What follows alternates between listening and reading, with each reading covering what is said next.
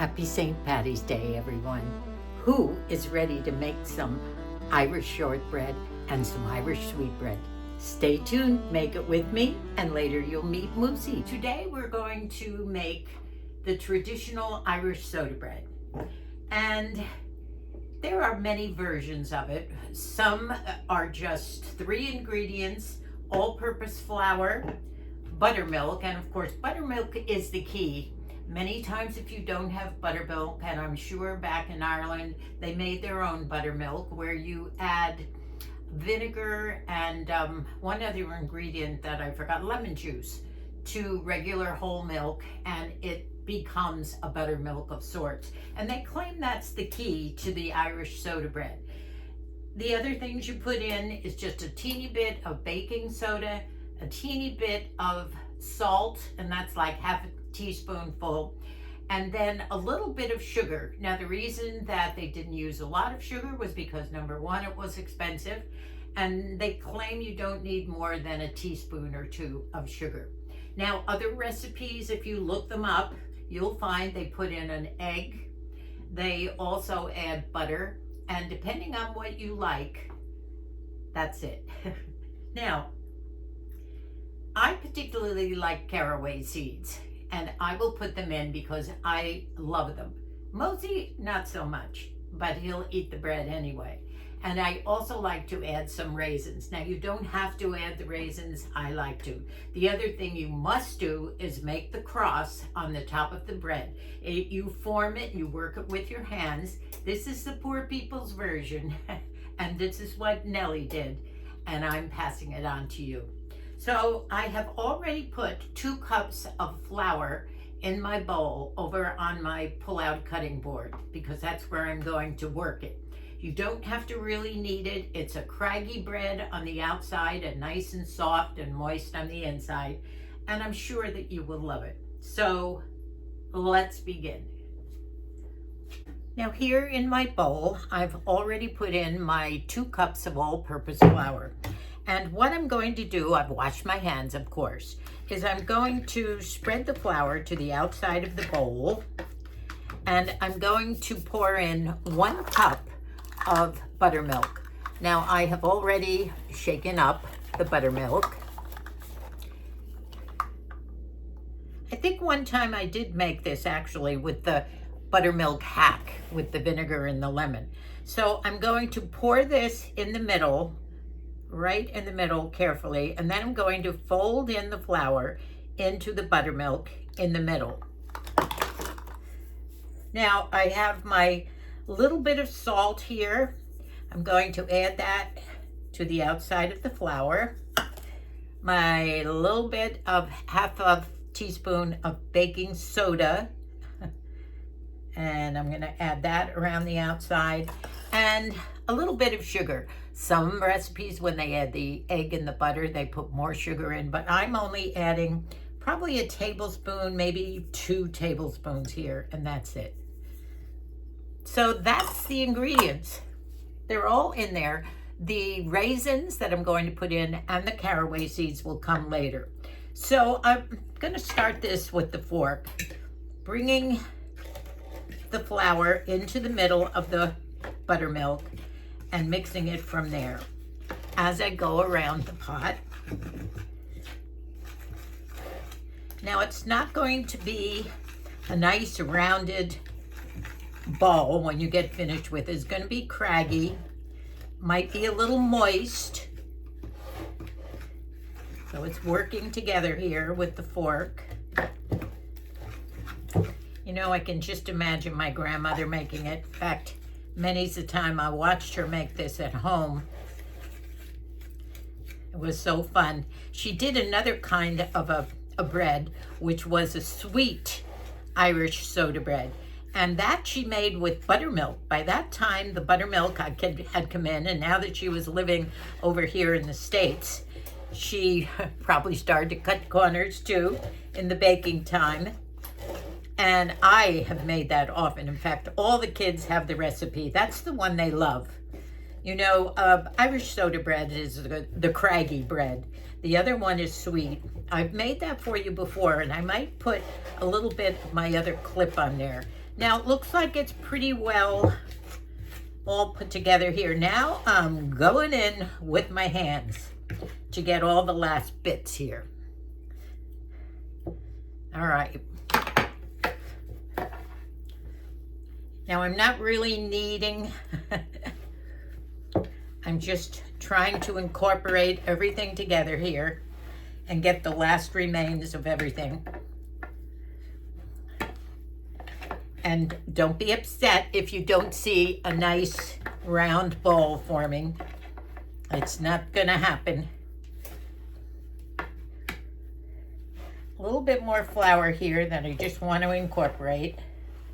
So what you do is you just go around the bowl, getting it in. I think I have it. Okay.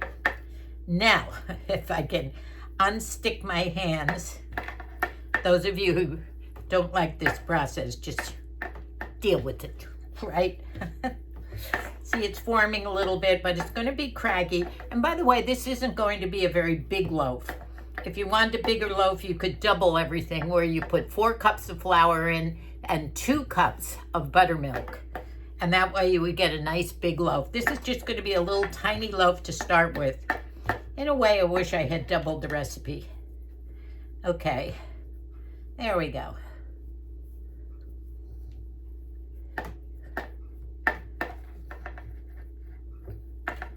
Now, there's no kneading involved, but you can work it with your hands a little bit just to let it come together, which is what I'm doing here. It is a tiny, sweet little loaf, isn't it? And I did manage to get everything out of here, which was good. I do have some sticky hands here, but now I will put this on a baking sheet. And my oven is already heating up. It's at 450, which I will bake this for 10 minutes at 450, and then I turn the oven down. I'll check to what I turn it down to. Now, I'm putting it on a lightly floured, parchment-covered baking sheet here. There we go. All right, here we go. So I now have my bread sitting in the middle. Oops. Why do I always do that? Lightly floured sheet. And now the important part is, I should have put my apron on, for heaven's sakes. I will. It's an Irish apron that I made too. And now we score it into that traditional cross. And that is important because that's going to help with the baking. Okay, so we'll go once this way. I have to hold my sheet here. I just want to get down low enough here. And once this way.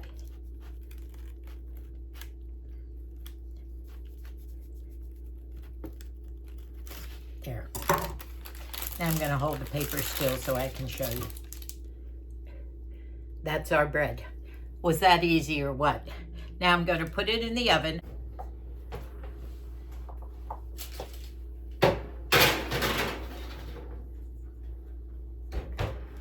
Put it in the oven. The degrees of the oven is 430 degrees, which is hot. And you bake it for 18 minutes. Then you turn the heat down to 390 and you bake it for, I think it's another 15 or 20 minutes. So all totaled, you probably have a baking time of, what is that? It's somewhere around 40 minutes. Now this is a tiny loaf. And guess what? I forgot to put the caraway seeds and the raisins in. Moosie's gonna love it, but I think I'm gonna make another one. He could probably eat that whole loaf. I wish I had doubled the recipe, but I'm just gonna do it anyway. And remember this time to put the caraway seeds and the raisins in. This should be finished by the time I do this. The other thing I forgot to do is to put on my apron, for heaven's sakes. I made a bunch of these aprons about, I don't know, 10 years ago. And I made them, probably even more. I made them for all the kids, the married kids, which are 6. So that we had been to Ireland, and I will tell you all about that. A big family Ireland in a former little family castle.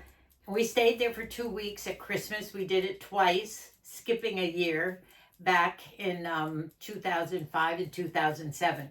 And we had 35 of us, kids, babies, guitars, teenagers. And I'm going to tell you how we did it, by the way, as a family. I've always wanted to do something like that, something grand with the family. But how do you do it and afford it? I'm going to tell you how we did it one of these days. So many ideas up here. They all have these cute little aprons, and I found mine in the closet. I've been wearing my English apron all this time, but now I'm gonna just put this on so I don't get flour all over my outfit. I only get to wear this outfit once a year now. We used to have big family parties, and might be a couple of we might have had in the old days a couple of St. Patty's Day parties to go to. But I still have my kilt that I had made in Scotland in 1969. And I have all my Irish and Scottish pins, the hat.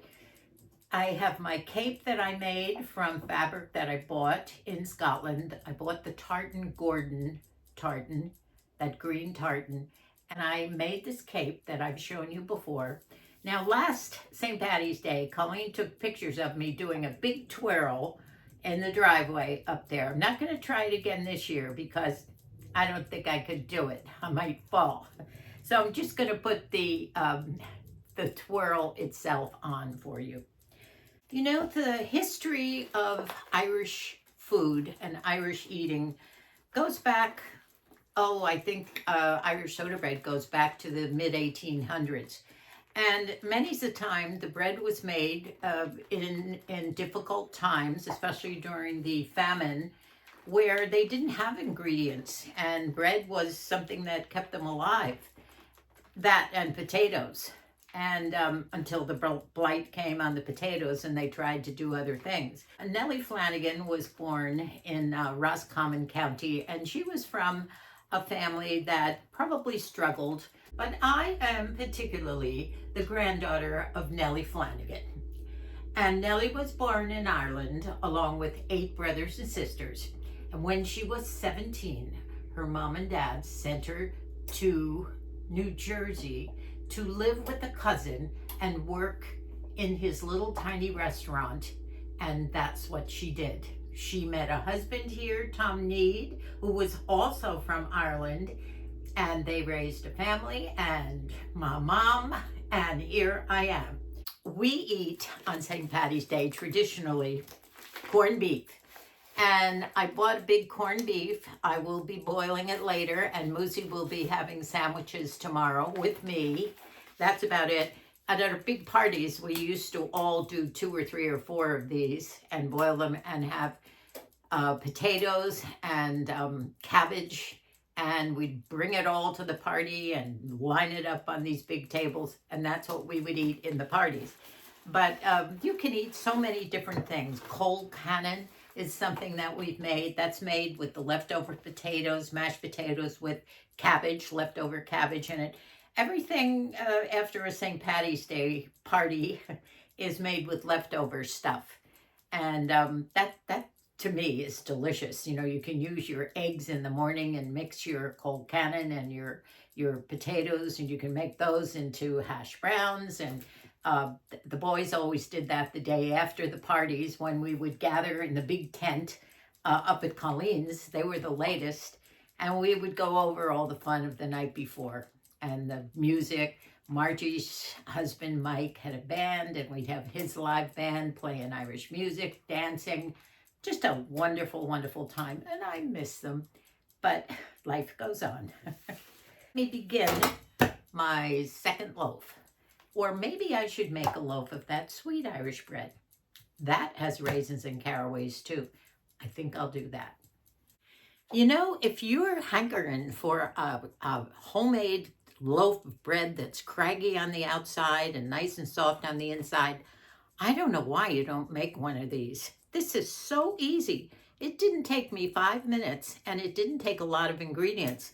And try that little buttermilk hack if you don't even have buttermilk. I'm sure you have everything else in the house. Try it.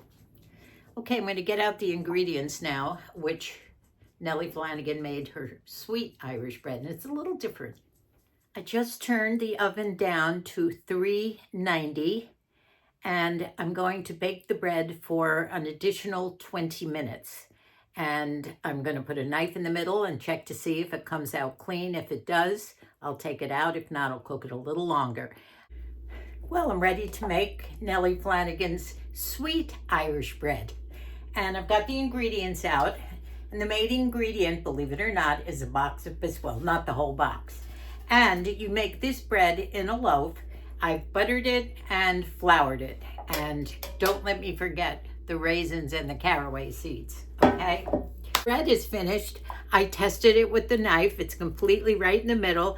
The knife came out clean, and it came out with this crust. Now, it's not big.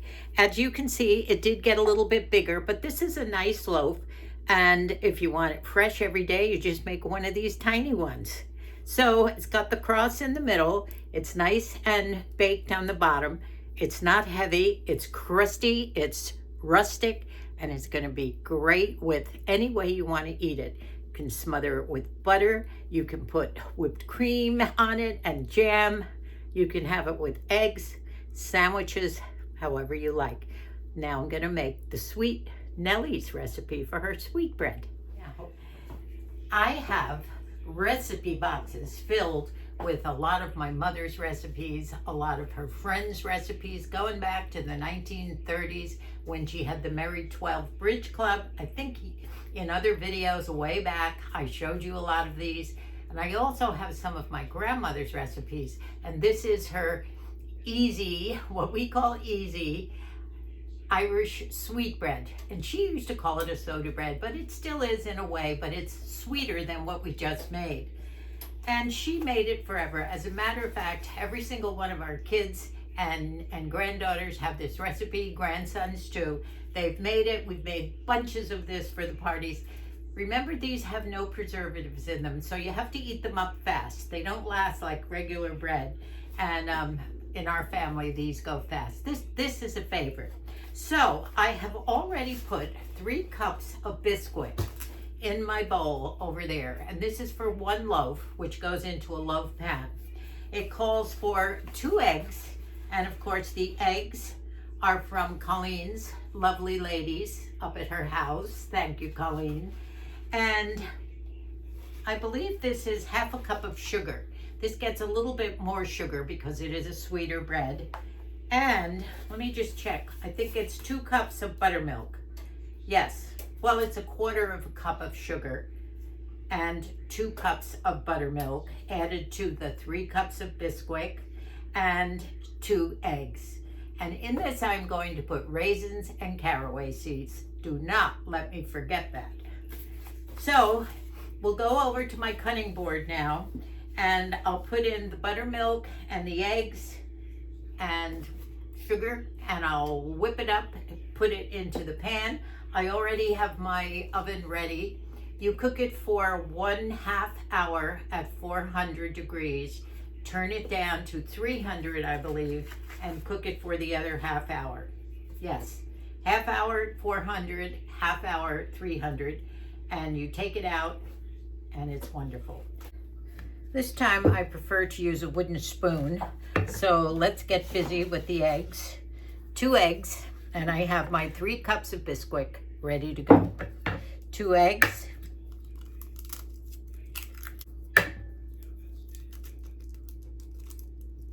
Oops. Ooh, those eggs are nice. Colleen's ladies lay some nice eggs. So we have 2 of the eggs here ready to go. Now we're going to put 2 cups of buttermilk in. Once again, if you want to make your own buttermilk, you use a little bit of vinegar and lemon juice, but you know what? I think this is probably the best way to go. By the way, you don't have to get your hands dirty with this.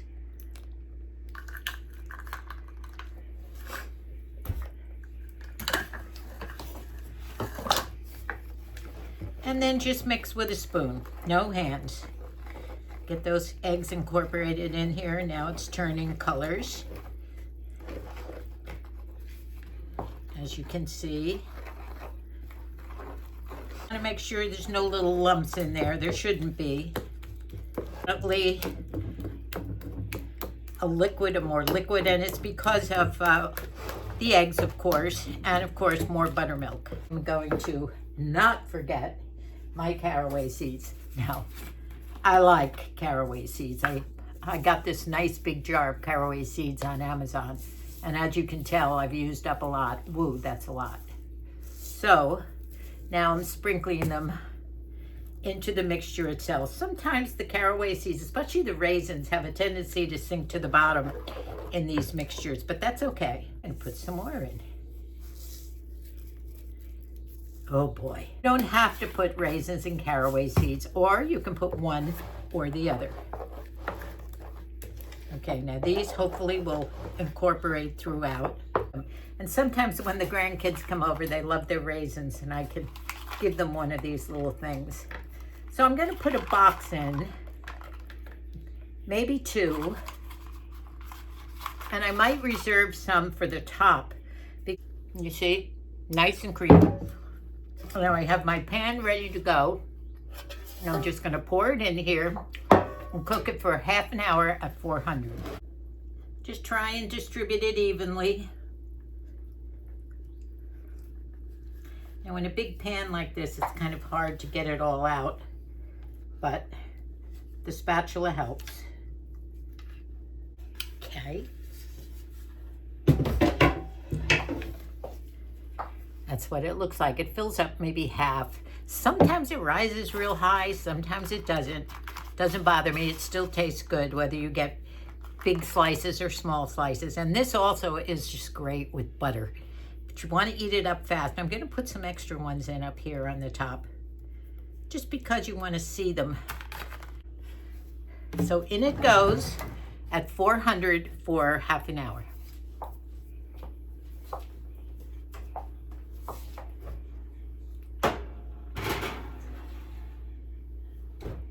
Well, that's a productive morning.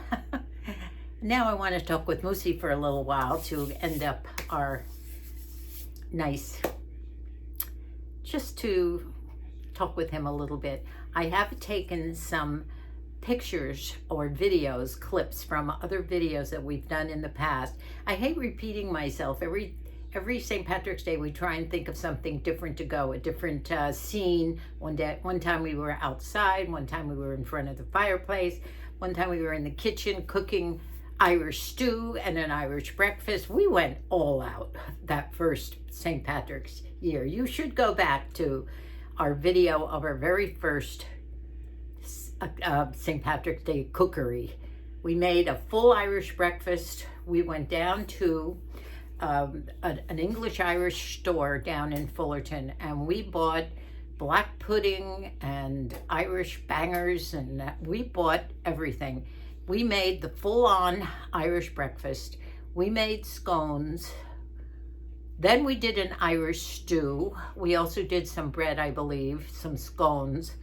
We went all out. Go back to one of our first St. Patrick's Day, and we've made 650 videos so far, so you might go back. But go to the home page and then push on content or videos, and then just keep going back year by year by year. That should be about maybe 3.5 years ago. That's what it should be. So now we wait. I'm going to set this for half an hour and 30 minutes.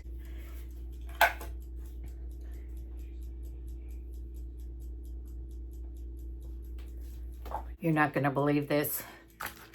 Another nanny boo-boo. I forgot to put in the sugar. And in this case, with this particular sweet Irish bread, it's important. Fortunately, it only had been cooking a minute. So I'm going to put it in the mixture. As you know, there are some things I forget, and you got to deal with it and figure out a way to fix it. So I'm going to fix it now. Here's that 1/4 cup of sugar that I forgot to put in. Now here's my baking pan. It's a little hot. I don't want to burn myself. And I'm going to just pour it into this mixture. I'm sure it will do fine. because it hasn't started to bake yet. And I'm going to mix it in. Can you believe it? You know, I like to show my boo-boos as well as my successes because, let's face it, we all make them, don't we? Not only in cooking, but life is full of how you handle things.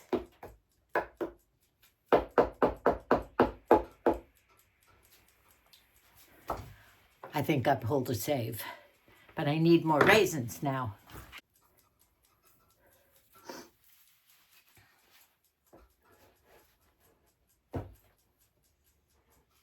Oh, it's not even hot, thank heavens.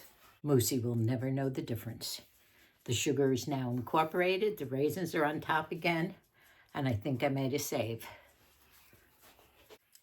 30 minutes at 400, and then I'll turn it down to 300 for another 30 minutes. Now, Moosie wanted to know if we were going to be having corned beef, and I said yes, we would. It'll either be tonight or tomorrow. We'll see.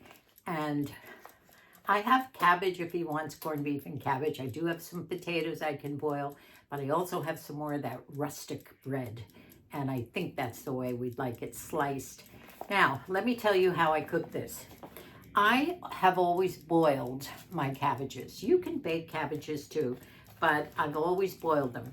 So what I do is I use my big soup pot, and I will cover this with, take it out of the package, of course, and I will cover it with water and bring it to a boiling point. Now, in each one of these packets, there's also a flavor packet that has all kinds of the flavors you'd want. So you don't have to pick and choose from your own, there's cloves and all kinds of things in this little packet. So I will empty the packet and put it in, and that will flavor the corned beef.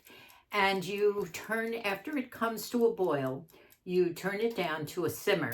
And you keep it going at the simmer for 50 minutes a pound.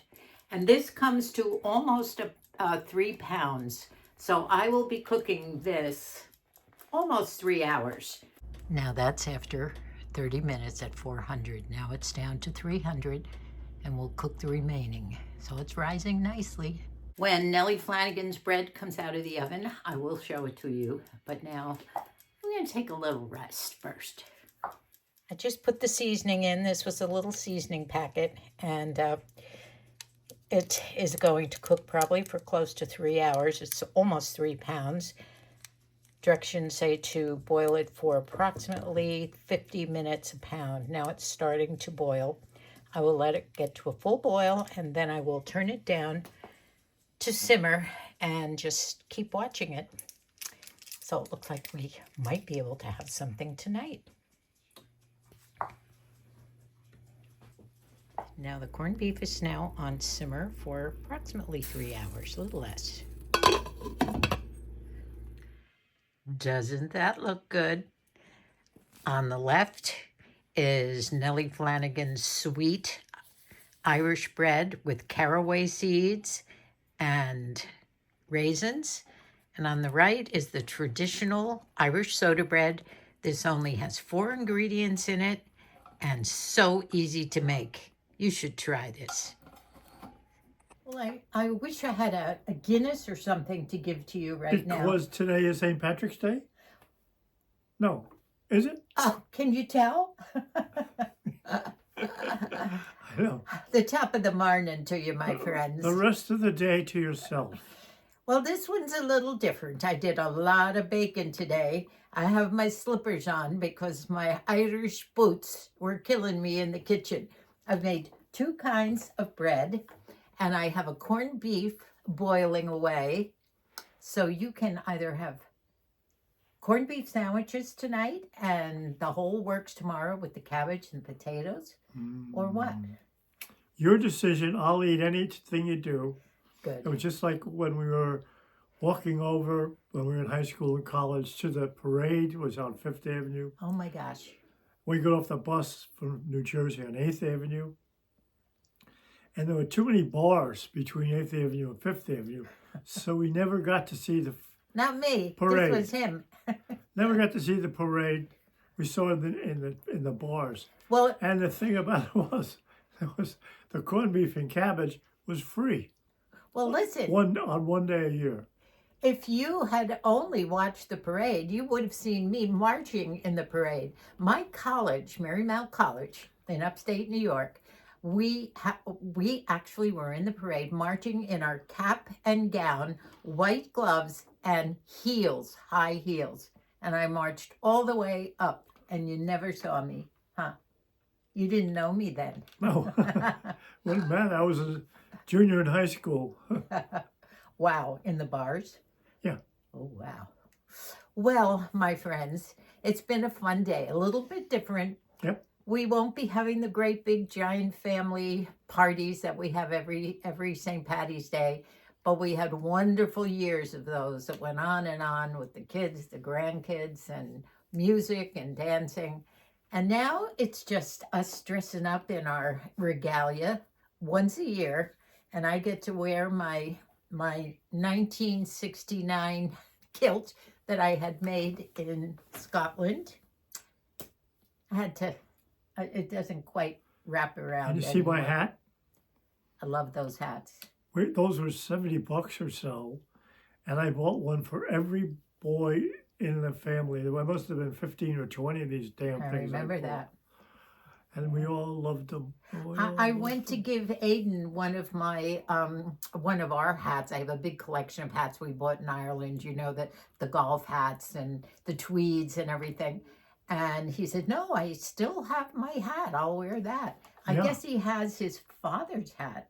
His father has one. Yeah. I don't know who's got whose. I know. They pass them around. It's great.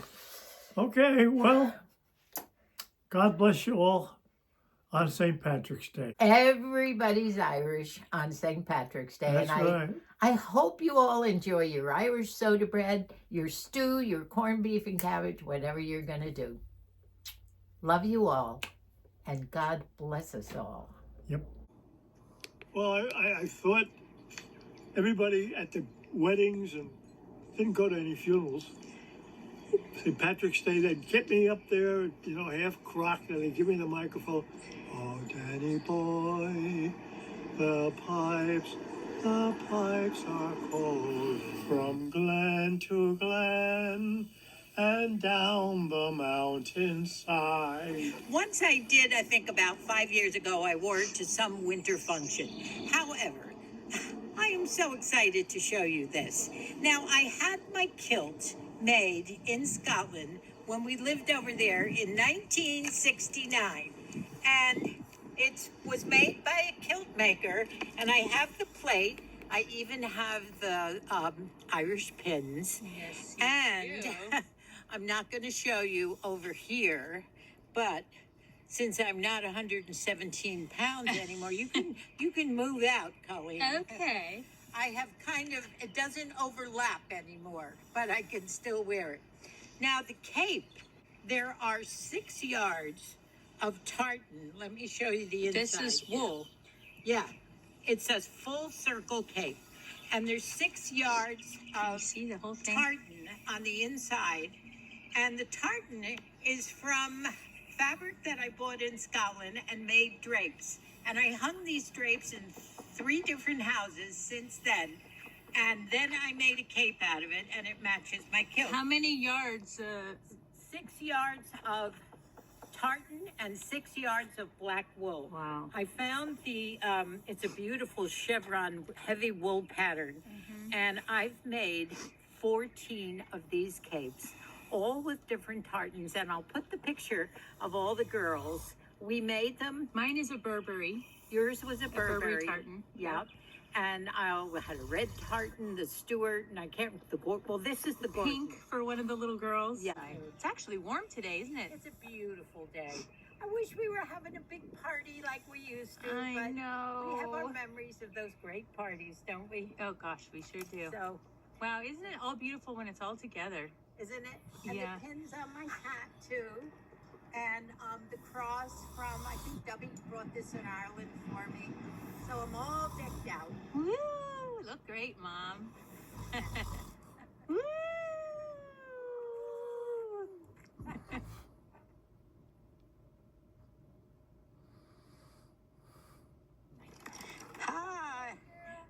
Yes. Okay.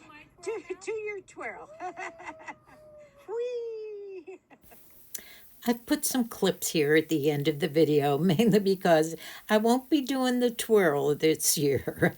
I think you could see it. These were on our last year's video. And these are some clips from times in Ireland. Moosie and I just having a wonderful time with all the family. And these are all the capes that I made. And we're in Ireland at our little castle. Here we are all having some fun outside of one of the wonderful family bars. This is a picture from one of our family parties with Moosie singing. And here I am in Ireland with my 3 daughters. Thanks again for watching, my friends, and happy Paddy's Day to everyone.